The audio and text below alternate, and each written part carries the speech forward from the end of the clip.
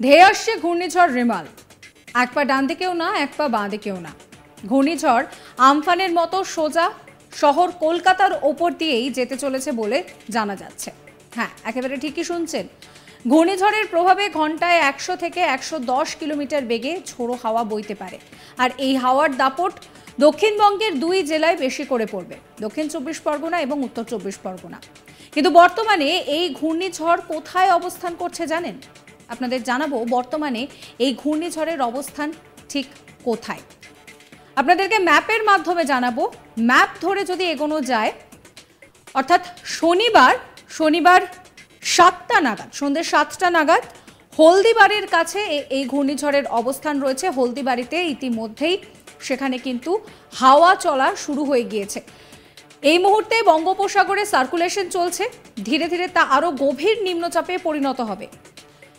ইতিমধ্যেই হাওয়ার গতিবেগ বাড়তে শুরু করেছে হলদিবাড়িতে, এবং হলদিবাড়ির কাছাকাছি গোসাবা, কাঁথি, এই যে সমস্ত জায়গাগুলো রয়েছে, এখানেও কিন্তু একই সঙ্গে ঝোড়ো হাওয়া বইতে শুরু করেছে। এবং বাংলাদেশের উপকূল অঞ্চলে কিন্তু এর দাপট অনেকটাই বেশি হবে। তার কারণ শহর কলকাতার উপর দিয়ে কিন্তু এই ঝড় সোজা চলে যাবে বাংলাদেশে।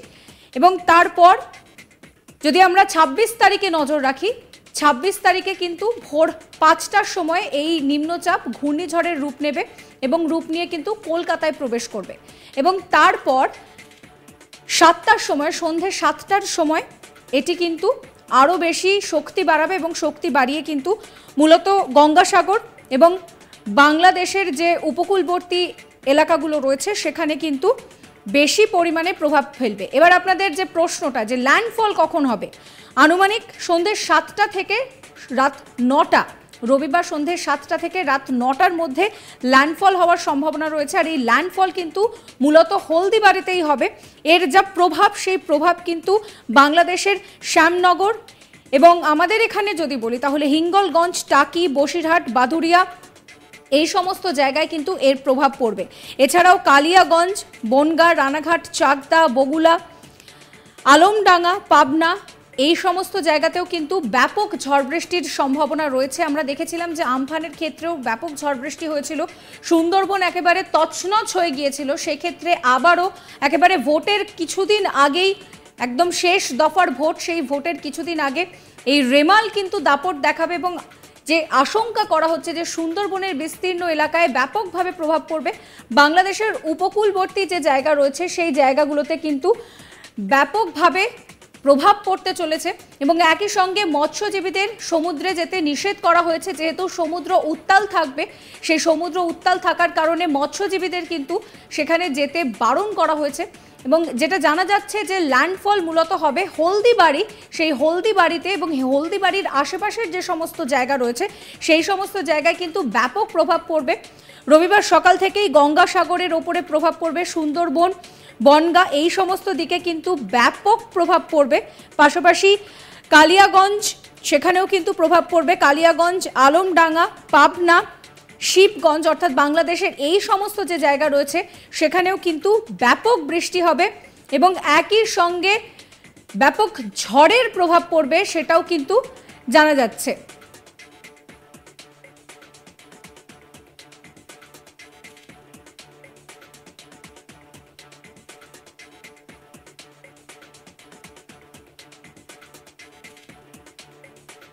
ছাব্বিশ তারিখ 7টা নাগাদ প্রথম ল্যান্ডফলের যে সম্ভাবনা রয়েছে, সেই ল্যান্ডফলের জায়গাটা হচ্ছে হলদিবাড়ি। মূলত এই হলদিবাড়ির ওপরেই এই যে ঘূর্ণিঝড় রেমাল, তার বেশি দাপট চলবে এবং এখানে কিন্তু ইতিমধ্যেই হাওয়া বইতে শুরু করে দিয়েছে।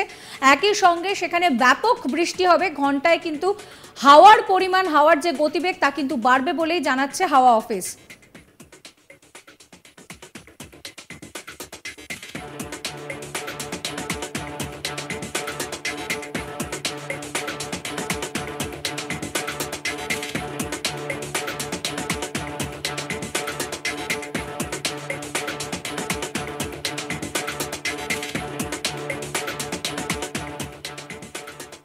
এরপর এই ঘূর্ণিঝড় গোসাবা, ঝড়খালি, এই সমস্ত দিকে যাবে। ঝড়খালি বাংলাদেশে রয়েছে, অর্থাৎ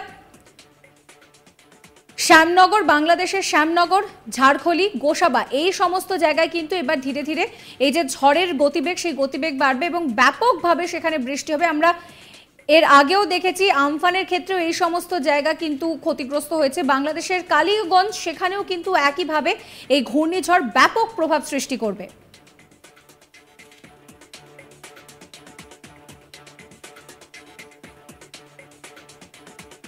এরপর 27 তারিখ সকাল 10টা টাকি, বসিরহাট, বাদুরিয়া এই সমস্ত জায়গায় কিন্তু ব্যাপক বৃষ্টি হবে। একেবারে আমরা জানি যে বসিরহাটে নির্বাচন রয়েছে একদম শেষ দফায়, সেই শেষ দফায় নির্বাচনের আগে প্রচারের শেষ মুহূর্তে টাকি, বসিরহাট, গোসাবা এই সমস্ত জায়গায় ঝড়, ব্যাপক ঝড় হবে। ঘন্টায় কিন্তু গতিবেগ অনেকটাই বেশি থাকবে, সেটাই কিন্তু এই মুহূর্তে ম্যাপের মাধ্যমে আপনাদেরকে দেখাচ্ছি।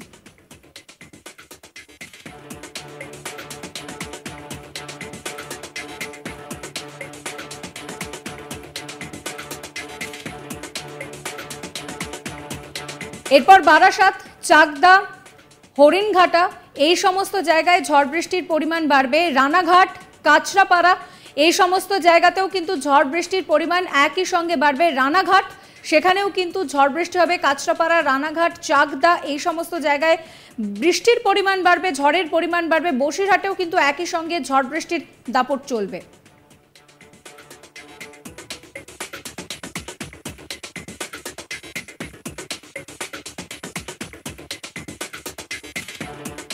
সেখান থেকে ধীরে ধীরে গেদে হয়ে এই ঘূর্ণিঝড় শক্তিশালী রূপ নিয়ে বাংলাদেশে প্রবেশ করবে এবং সেখানে কিন্তু বাংলাদেশের রাজশাহী, সেখানেও কিন্তু একই সঙ্গে দাপট চলবে। বাংলাদেশের রাত 2টোর সময় রাজশাহীতে প্রবেশ করবে এবং তারপর রাত 9টা নাগাদ রংপুরে প্রবেশ করবে। এই ঘূর্ণিঝড়ের জেরে ব্যাপক ঝড় বৃষ্টির সম্ভাবনা রয়েছে। ঝড়ের গতিবেগের হাত থেকে কিন্তু শহর কলকাতাও রেহাই পাবে না।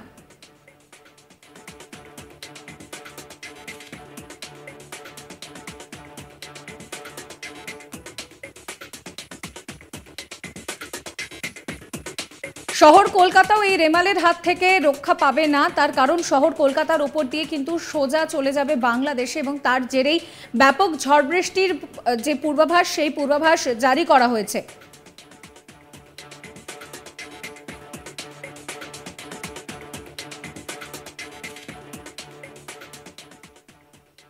এই ঘূর্ণিঝড়ের জেরে ব্যাপক ক্ষয়ক্ষতির আশঙ্কা করা হচ্ছে সুন্দরবনের বিস্তীর্ণ এলাকায়, কারণ এর আগে আমরা দেখেছি যে কটা ঝড় এইভাবে এসেছে সুন্দরবনের ওপরে ধ্বংসলীলা চালিয়ে গিয়েছে। রেমালও সুন্দরবনকে ক্ষতিগ্রস্ত করবে সেই আশঙ্কা কিন্তু প্রকাশ করা হচ্ছে। সাবস্ক্রাইব করবেন আজ তাক বাংলার ইউটিউব চ্যানেলকে, ফলো করবেন হোয়াটসঅ্যাপ চ্যানেলও।